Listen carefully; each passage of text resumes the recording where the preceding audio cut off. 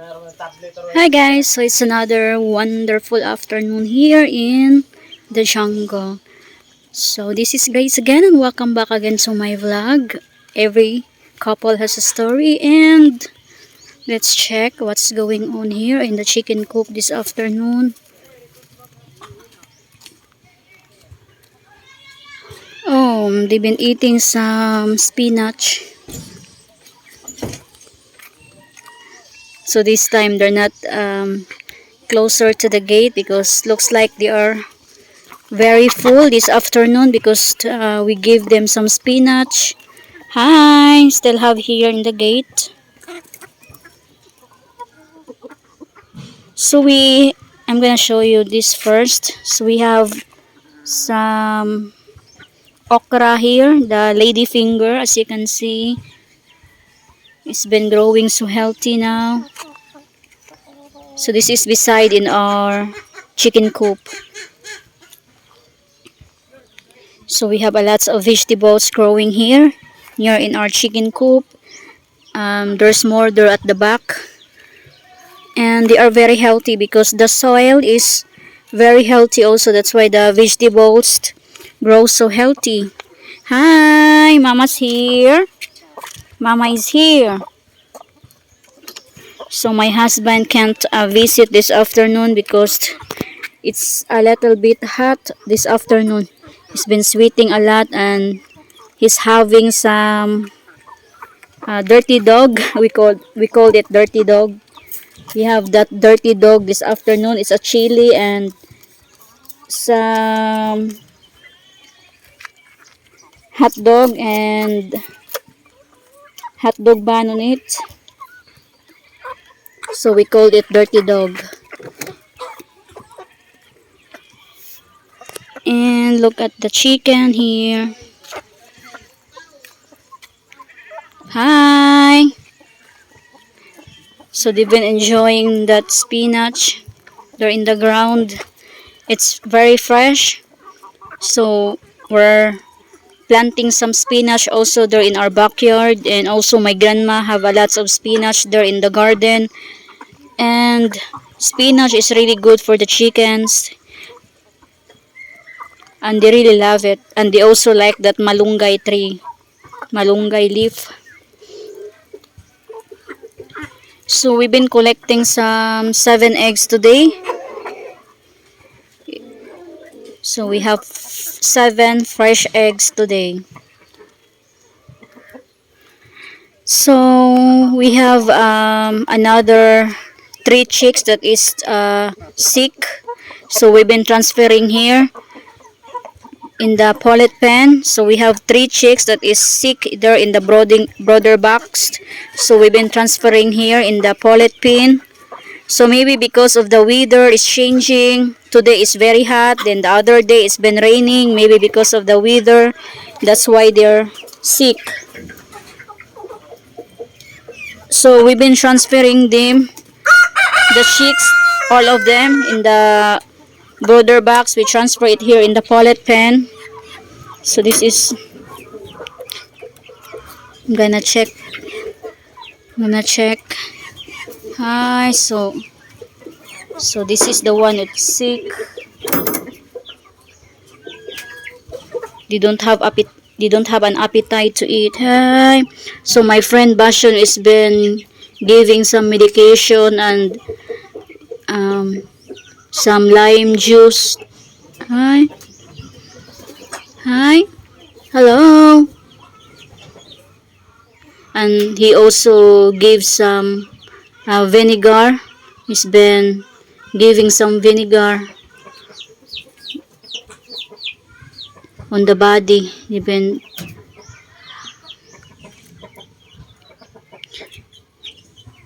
been like she gave a vinegar bath to the body so that it will cool down. So hopefully they will get better because some of our previous chicken that is sick, they are getting better now. So that's what life is. We have a lot more here of our chicks. That's what life is. We just need to be move on, like need to be strong. because if you are a farmer, you need to be strong of all the circumstances. Especially if you are raising some chicken, there's a possibility that they will get sick, especially especially the weather is changing. Sometimes it's very hot, sometimes it's cold, sometimes it's been raining, and the weather is really changing here every time. So maybe that's what happened. It looks like they not want some treats this afternoon because they are very full, as you can see. So some of our chicks also, we torn them loose. So some of them is over here. They've been strolling around. Hi, Mama's here.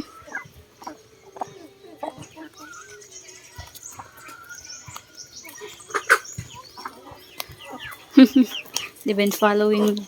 Oh, I think I give them some food, some treats, because we already feed them this afternoon the 3,000 feeds. So I'm gonna give them some special foods. We give them every afternoon some treats. Virgil, can you get the corn grits, please? Virgil is here. I just let him get the foods. Hi. We really attached to the chicken now, and uh, yeah. No, I not give them yet. So last few days I've been like depressed, sad. I've been crying because we lost, I think, 5 chicks here in the pullet pen. So I really like Ma'am, what happened to bad boy? what happened, yeah, No. like depressed because I really attached to them, most of them, all of them, we are attached. So it's really hard that saying them that dying, been shaking and dying. It's really hard. It's really hard for me to watch them dying. Virgil, can you give them special treats, Virgil, please? And hopefully things will get better here in the GNV Enterprise.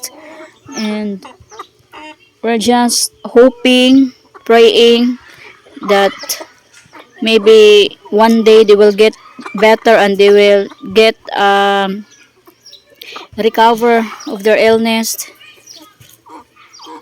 I know that they are very strong and they can survive of that illness. We give them different kinds of medication, antibiotics, but still some of our chicks in the pullet pen, they can't survive that illness that they got. Is their body can't handle it. So we just don't know what happens, because we not let the other chickens in our neighborhood come get in here in our chicken coop. So we really don't know what that kind of illness, because they are very healthy and they just get sick, and we really don't know what happens, what's the reason why they're sick, because we maintain the cleanliness here and always change their water, and we give them some vitamins, and we really don't know what's the cause of that, why they are sick. So we have 3 here in the other side. So we have 3 chicks here in this side. So this one, they get sick last few days, but they are getting better now. As you can see, they're eating. So the other one is in that corner there. So hopefully they will get better soon.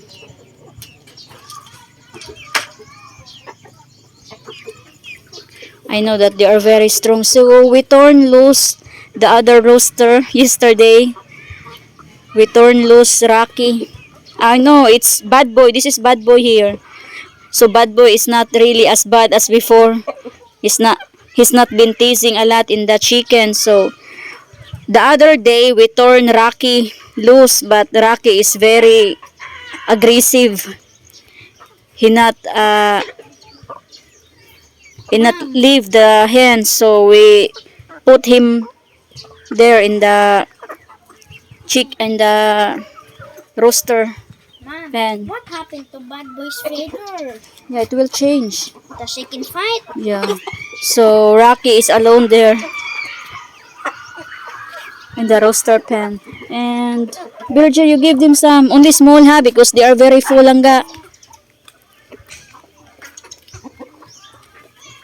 Look at them, they've been following with Virgil. They knows that Virgil is getting some foods for them, some treats. They're so cute. Hopefully guys that the chickens will get better soon and they will hatch more eggs.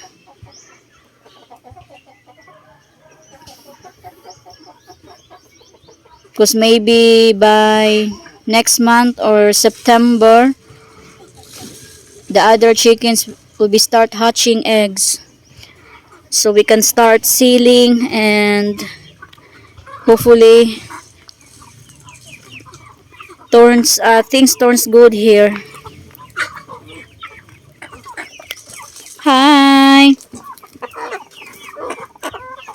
So Virgil is so chicken is been inside in that container. Get out! Give me that bang lang abe. Give me. So I'm gonna show you. Here's the lid. Here. Thank you. So they will follow with me. Here. So I'm gonna show you guys what's the foods that we give them every afternoon, treats for them. So this is not a 3,000 feeds. So this one here. So we have, look at that, there's a corn and I don't know what is this. Some peas, some green peas. Here. And Give me some. get down to one. What else this one langga? Here. Different kinds of greens. Langga, give me langga. Ayaw di. Not. You're not supposed to give there because there's rice.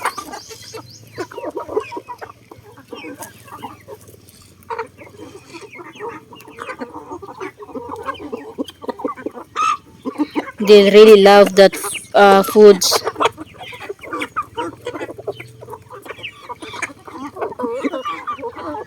So my husband spoiled them.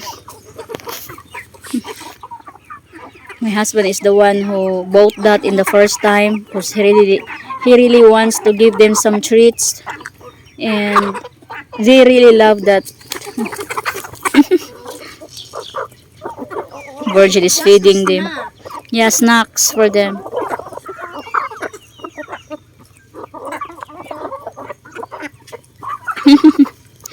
Virgil has been feeding the chicken. You will do that to my hand. Oh my. Be careful langga. It's hurting you. They love you, Virgil.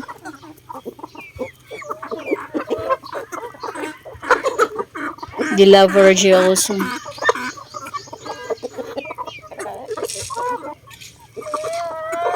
Ow, ow. pain? The bite.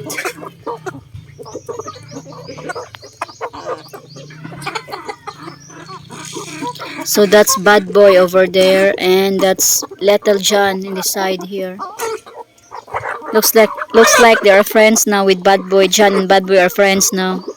So Bad Boy is not really aggressive as before, and Rocky now is the one. It's very Bad boy's aggressive. feathers. Yeah, Why it's changing because he's getting bigger. It's really fat. Bad Boy is really fat. So that's Bad Boy there, the you gonna roaster. let them to a chicken fight? No. No, Huh? no.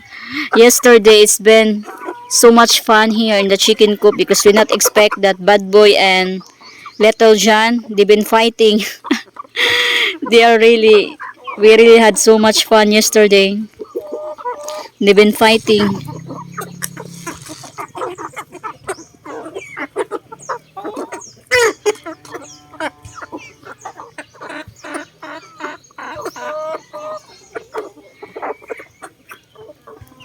So it's almost 6 in the afternoon here, and I'm just gonna do some short videos, and I really do appreciate all of you guys for all the nice comment and for subscribing my YouTube channel. Thank you so much for all my new subscribers. I really do appreciate all of you, even though I'm not uploading every day some video, but I really do appreciate all of you guys for watching my videos and for all the nice comment.